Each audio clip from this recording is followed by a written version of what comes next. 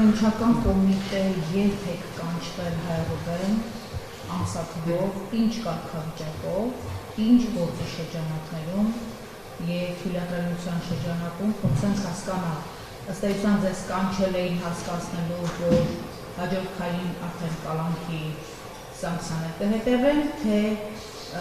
կանչել էին նաև իրենք հասկանալու իրավիճակը։ Մենք հասկանում ենք, որ քննիչներից ոչ բոլորը կարող են հասկանալ եկեղեցական կարգ ու կանոնը։ Եվ մի հարց է, այս ֆինանսական ահռելի ծախսը, այս ահռելի շրջանառությունը 15 միլիոն ընդամենը 4 ամսվա մեջ, եթե չեմ սխալվում, 15 միլիոն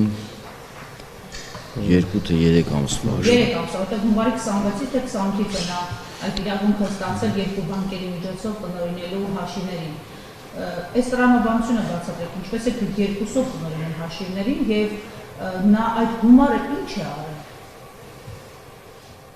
Ինչ ծախսեր են դրել։ Ես կպատասխանեմ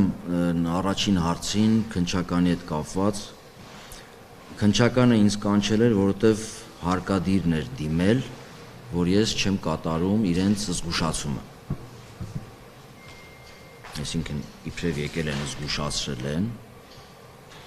որ ես չխանգարեմ։ Իդեպ իմ իրավունքները պաշտպանված չեն։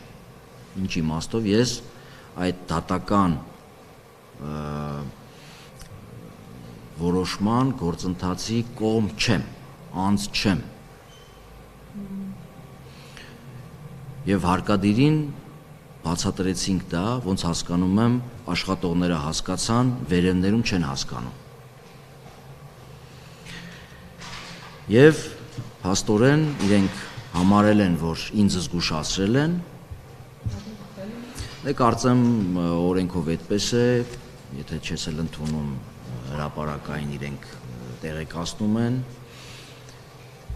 և դիմել են քննչական գործ հարուցելու, քննիչ ինձ կանչել էր վկայի կարգավիճակով հասկանալու, թե ես ինչով եմ խանգարում, հիմքերը պարզաբանելու։ Երբեք դա։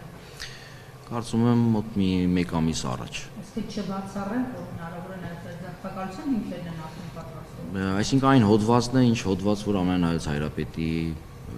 ուրեմն համար է դրված։ Այսօր քննարկվի նշեք որևէ խափանարույթով կիրառվել է բացակայելու արգելքի կամ Չէ, ես մեղադրյալ չեմ։ Եվ նաև վկա եմ առայժմ։